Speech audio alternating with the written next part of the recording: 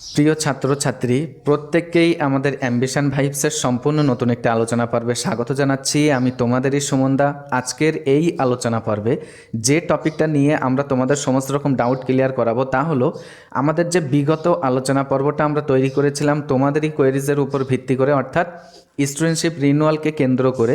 তো এই নিয়ে তোমরা কিন্তু অনেকেই এখনও পর্যন্ত আমাদের কাছে কোয়েরি সেন্ড করছো। যেমন অনেকে তোমরা কিন্তু এরকমটা বুঝেছো যে এই স্টুডেন্টশিপ রিনিউয়াল ফর্মটা ফিল আপ করা মানেই নাকি এক্সাম ফর্ম ফিল আপ করা। তো এই নিয়ে তোমাদের যে ডাউট আছে সেটা আমরা ক্লিয়ার করব, এবং সাথে সাথে অনেকেই তোমরা যারা প্রিভিয়াস সেশনের স্টুডেন্ট আছো তারা কিন্তু জানতে চাচ্ছিলে যে তোমরা অলরেডি একবার স্টুডেন্টশিপ রিনিউয়াল ফর্মটা ফিল আপ করেছিলে, তারপরেও তোমরা এক্সামে বসোনি।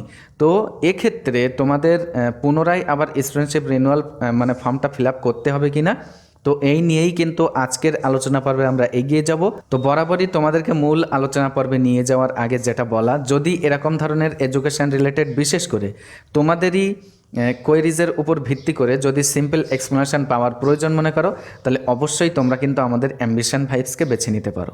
তো চলো আমাদের মূল আলোচনা পর্বে তোমাদেরকে নিয়ে আসি।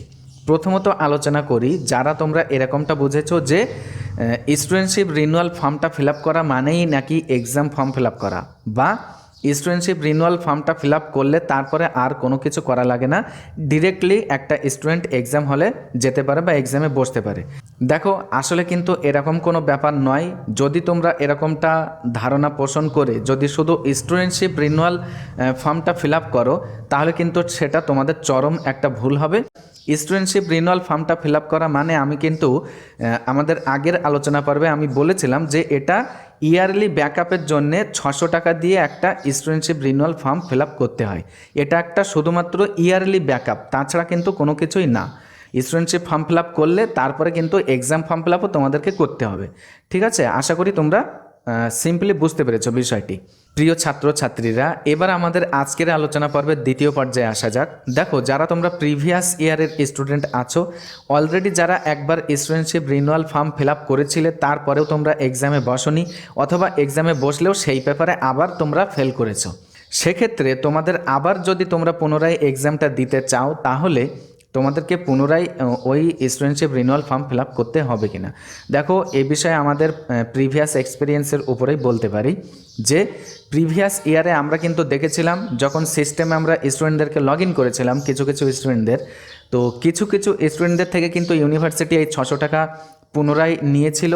আবার কিছু ছাত্রছাত্রী এরকমও কিন্তু ছিল যে তাদের কাছ থেকে আর পুনরায় স্টুডেন্টশিপ রিনিউয়ালের যে 600 টাকা ফিস এটা কিন্তু ইউনিভার্সিটি নেয়নি। সুতরাং এই বিষয়টা কিন্তু এক্স্যাক্ট ইনফরমেশান এই মুহূর্তে বলা যাবে না। যখন এই স্টুডেন্টশিপ রিনিউয়ালের পোর্টালটা পুনরায় ওপেন হবে তখন কিন্তু তোমরা যখন তোমাদের এনরোলমেন্ট এবং ডেট অফ বার্থ দিয়ে লগ ইন করবে তখন কিন্তু এই বিষয়টি জানা যাবে যে 600 টাকা তোমাদেরকে ওখানে পেমেন্ট করতে হবে কি হবে না। যদি পেমেন্ট করতে হয় তাহলে কিন্তু সিস্টেমে দেখাবে যে পেমেন্ট করতে হবে, আর যদি না করতে হয় সেটাও কিন্তু দেখিয়ে দেবে। তো আশা করি তোমাদের সমস্ত রকম ডাউট ক্লিয়ার হয়েছে। তো এর পরেও যদি কোনো ধরনের বিষয় নিয়ে কোনো ধরনের জিজ্ঞাসা তোমাদের থেকে থাকে তাহলে তোমাদের সুবিধার্থেই আমাদের এই আলোচনা পর্বের ডেসক্রিপশন বক্সে আমাদের যে অফিসিয়াল হোয়াটসঅ্যাপ তার ডাইরেক্ট লিঙ্কটা আমরা কিন্তু দিয়ে রেখেছি। সেখান থেকে তোমরা এনি টাইম নির্দ্বিধায় সরাসরি SMS-এর মাধ্যমে তোমাদের যে কোয়েরিজগুলো আছে সেগুলো কিন্তু আমাদেরকে জানাতে পারো।